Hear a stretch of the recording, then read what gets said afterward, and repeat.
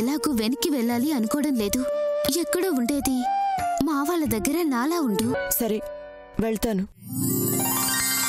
అర్ధరాత్రి దాకా నిద్రపోకుండా నువ్వేం చేస్తున్నావు? నీకోసమే వెతుకుతున్నాను. ఎందుకు? రేపేంటో నీకు గుర్తుందా? ఏంటి? నీ పుట్టినరోజు. ఆ విషయమే మర్చిపోయావు కదూ?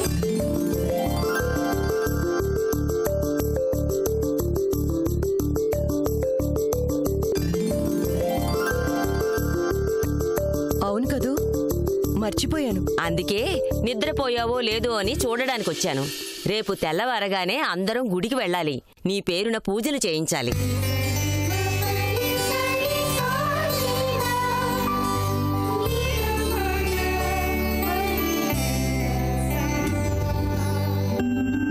చాలా విచిత్రంగా ఉంది నానమ్మ.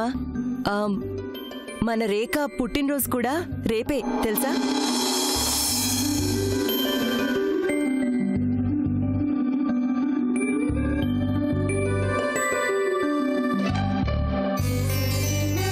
నిజమా? అవును నానమ్మా. అనుకోకుండా మా ఇద్దరు పుట్టినరోజులు ఒకే రోజు కావడం విచిత్రంగా ఉంది కదూ? ఇందులో విచిత్రమేముంది? లోకంలో ఎంతో మంది ఒకే రోజున పుడుతూ ఉంటారు. ఆ మాటకొస్తే నా పుట్టినరోజు నాడే ఇందిరాగాంధీ కూడా పుట్టింది. ఇది అంతే. అందుకే నానమ్మా, రేపు నాతో పాటు మన విజయ్ కూడా గుడికొస్తుంది. ఏమిటి? విజయ?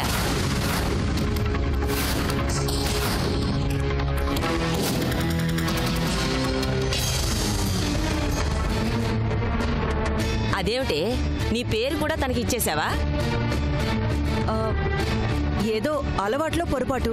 ప్రతిదానికి నువ్వలా సిఐడి ఆఫీసర్లా కూపి లాగకు. రేపు మనతో పాటు తను కూడా గుడికొస్తుంది. మళ్ళీ నువ్వే అడ్డం వేకు, నేను ముందే చెప్తున్నాను. సర్లే, టైం చూడు ఎంతయిందో. వెళ్ళి పడుకో. నువ్వు కూడా నిద్రపోమ్మా విజయ.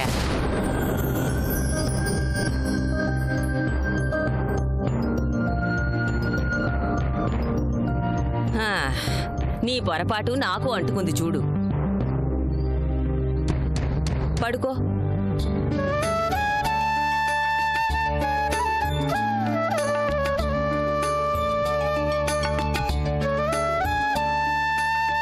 విజయ, రామ్మా.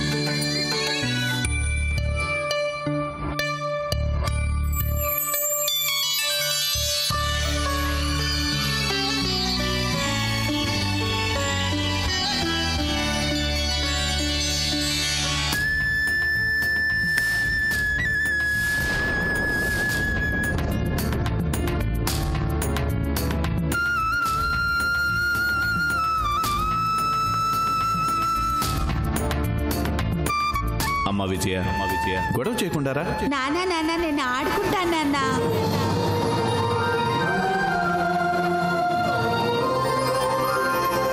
అక్కడ పూజ జరుగుతుంది కదమ్మా.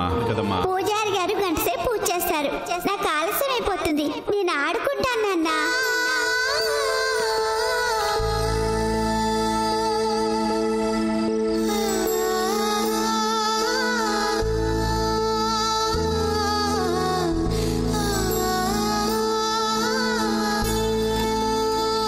అలా అనకూడదు నాన్న, నా బుజ్జి కదూ.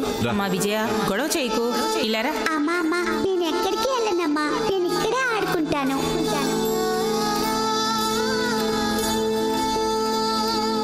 సరే, దూరంగా వెళ్లకుండా ఇక్కడే ఆడుకో. మా మంచి అమ్మ.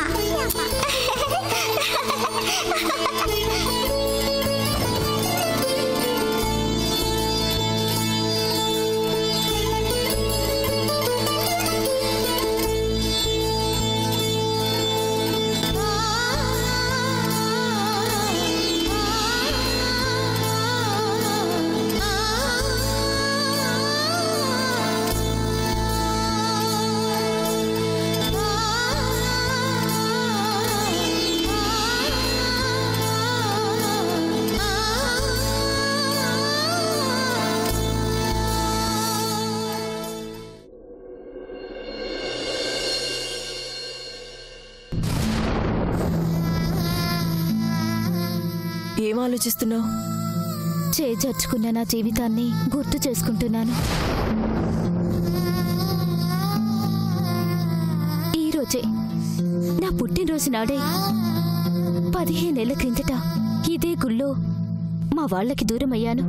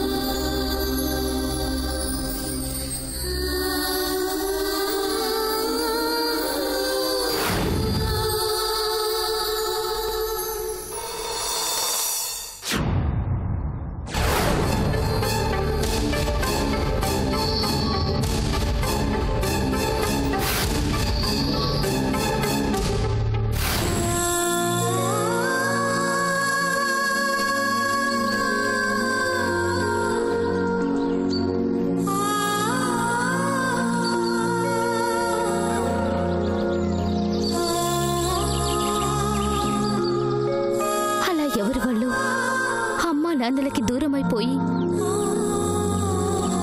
నేను మళ్ళీ ఇన్నాళ్లకు వీళ్ళ దగ్గరికి చేరాను. ఆ జ్ఞాపకాలు ఇంకా నా కళ్ళ ముందు కదలాడుతూనే ఉన్నాయి.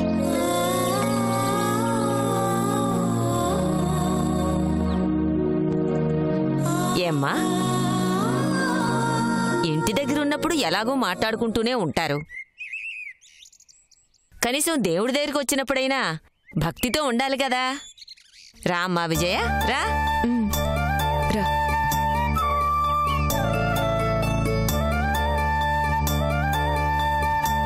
లక్ష్మి, వస్తున్నానమ్మా. ఏంటమ్మా? కొంచెంసేపు పాపం చూసుకో. అలాగేనమ్మా.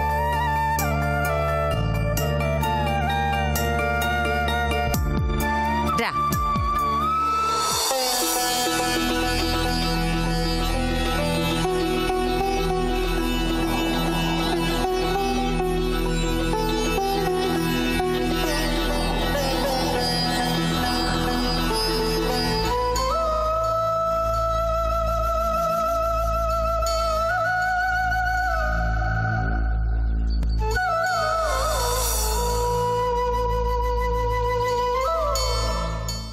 శోభనాద్రి గారు, మీ అమ్మాయి కదూ? మళ్ళీ ఇన్నాళ్ళకు తిరిగి వచ్చింది. చాలా సంతోషం. స్వామివారికి అభిషేకం చేయించమంటారా? పోయిన మా అదృష్టాన్ని తిరిగి మళ్ళీ మాకు దక్కించిన ఆ దేవుడికి ఏ పూజ చేసి కృతజ్ఞతలు చెప్పుకోవచ్చో ఆ పూజలన్నీ చేయండి. అలాగేనండి. ఓం శుక్లాంబరధరం విష్ణుం శశివర్ణం చతుర్భుజం ప్రసన్నవదనం ధ్యాయే సర్వవిఘ్నోపశాంతయే అగజానన పద్మార్కం గజానన మహర్నిశం అనేకదంతం భక్తానాం ఏకదంతం ఉపాస్మహే. ఓం గణానాం త్వా గణపతిగుం హవామహే కవిం కవీనాముపమశ్రవస్తవం జ్యేష్ఠరాజం బ్రాహ్మణస్పతః ధాతా పురుస్తాజముదాయ హర్షకరః ప్రవిద్వాన్ ప్రదిశతస్రహతమేవం విద్వానమృతిః భవతి నాన్యః పంథాయనాయ విద్యతే. ఓం సహస్రశీర్షం దేవం విశ్వాక్షం విశ్వశంభువం దేవం. అమ్మ హారతి కళ్ళకద్దుకోండి. శతమానం భవతి శతాయు పురుష శతేంద్రియాయుష్యేవేంద్రియే ప్రతిష్టతే. అమ్మా మీరు కూడా హారతి తీసుకోండి.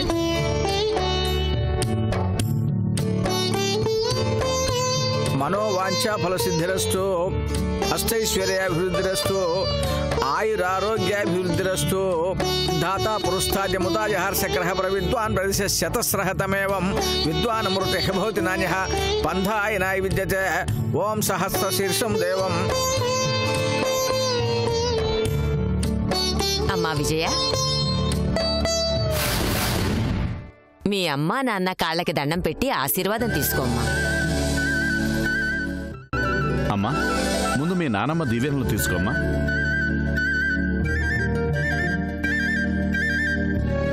రేఖా నువ్వు కూడా రా, దండం పెట్టుకుందా.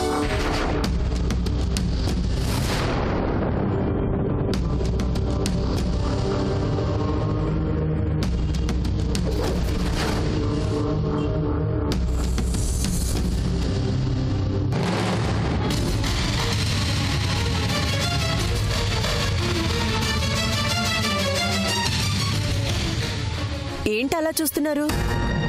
ఈరోజు తన పుట్టినరోజు కూడా.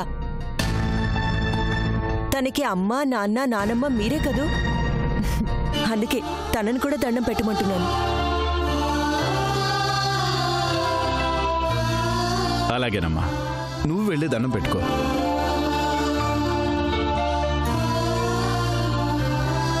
పదరేఖ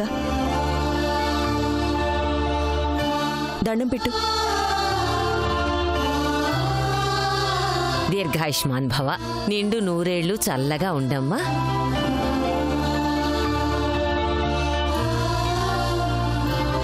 దీర్ఘాయుష్మాన్ భవ, శీఘ్రమేవ కళ్యాణ ప్రాప్తిరస్తు. రా.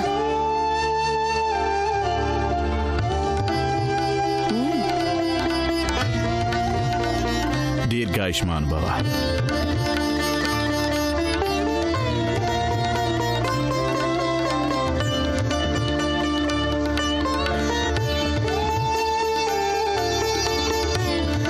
నిండు నూరేళ్లు చల్లగా ఉండమ్మా.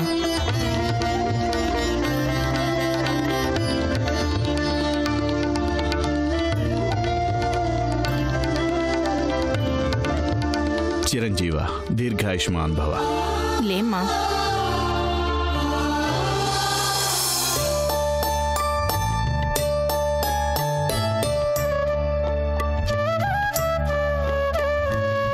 అయ్యా పట్టాలన్నీ తెచ్చి సిద్ధం చేసి పెట్టాం. సరే వస్తున్నాం పద. అట్టగనే. అమ్మా రామ్మా, నీ చేతుల మీదుగా బట్టలు పంచు. నాన్న నాదో రిక్వెస్ట్. ఏంటమ్మా? రేఖని కూడా పంచమని చెప్పరా? చాలే, ప్రతిదానికి ఆ పిల్లని కలుపుకుంటావే. ఇవి నువ్వు పంచాల్సినవి. తను నాకు ప్రాణాలే పంచింది బామ్మ. పోనీలేమ్మా, తను కూడా పంచుతుంది. అమ్మా రేఖ నువ్వు రామ్మా.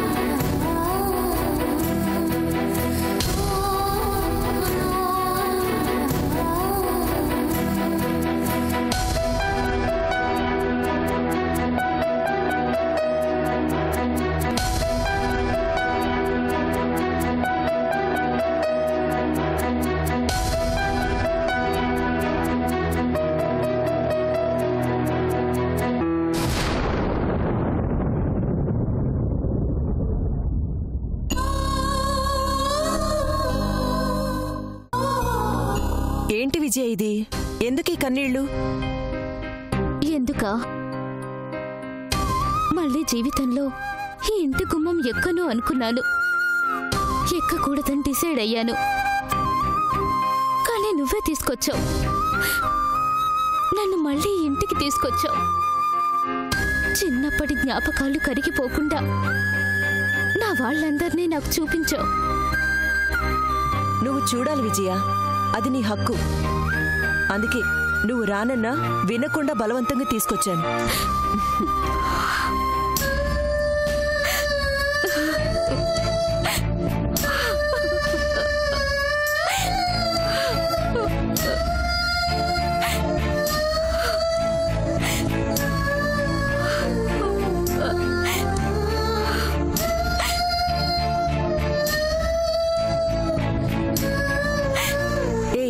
ఏంటిది? ఊరుకో. ఏంటిది? చిన్నపిల్లల కన్నీళ్ళేంటి?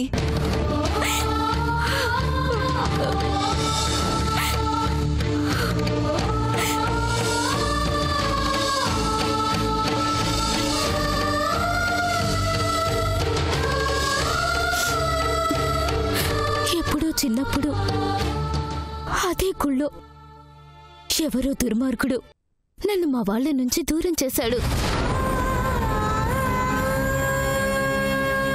ఇన్నేళ్ల తరువాత మళ్ళీ నా వాళ్ళని కలవడం ఒక సంతోషమైతే, వాళ్ళ చేతుల మీదుగా నా పుట్టినరోజును జరుపుకున్నాను.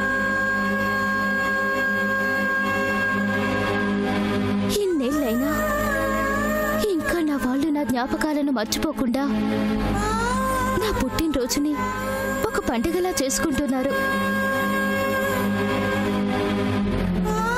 ఈ ఆనందం చాలు రేఖ. నిజంగా నాకెంత గొప్ప వరం ఇచ్చావు. ఏంటి, నన్ను ఆకాశానికి ఎత్తేయడమే పనిగా పెట్టుకున్నావా? అక్కడికి నేనేదో పెద్ద ఉపకారం చేసినట్టు అంతగా నన్ను పొగడాల్సిన అవసరం లేదు. నీ గొప్పతనం నీకు తెలియకపోవచ్చు రేఖ. కానీ ఈ సంతోషాన్ని నేను మాటల్లో చెప్పలేను. అమ్మా నాన్నల చేతుల మీదుగా దీవెనలు అందుకుంటుంటే అక్కడున్న దేవుడు కనిపించలేదు. అక్కడ నువ్వే నాకు కనిపించావంటే నమ్ముతావా? చూడమ్మా విజయ, నన్ను మరీ అంత గొప్పదాన్ని చెయ్యొద్దు. దీనికే నేను నీ పాలిట దేవతనైతే మరి నా పాలిట నువ్వేం కావాలి?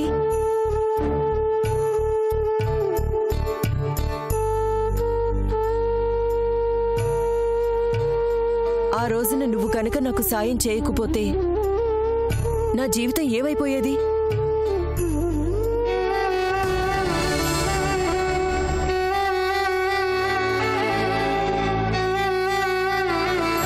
ఏడవడం తప్ప ఏమీ చేయలేని పరిస్థితుల్లో నాకు సాయం చేశావు. నన్ను కాపాడి నీ స్థానంలోకి నన్ను పంపించావు. మీ అమ్మ నాకు గోరుముద్దలు తినిపిస్తుంటే, మీ నాన్న నన్ను ప్రేమగా విజయ అని పిలుస్తుంటే, మీ బామ్మ ఆప్యాయతతో నా తల నిమురుతుంటే, నేను మీ ఇంటి బిడ్డని కాదు, మీరు పరాయి మనిషి అనుకుంటున్నారే, అసలు విజయదుర్గ తానే అని ఎన్నిసార్లు చెప్పాలనిపించిందో. అలా చెప్పుంటే ఆ రోజు వీళ్ళంతా శవాలుగా మారిపోయేవాళ్ళు.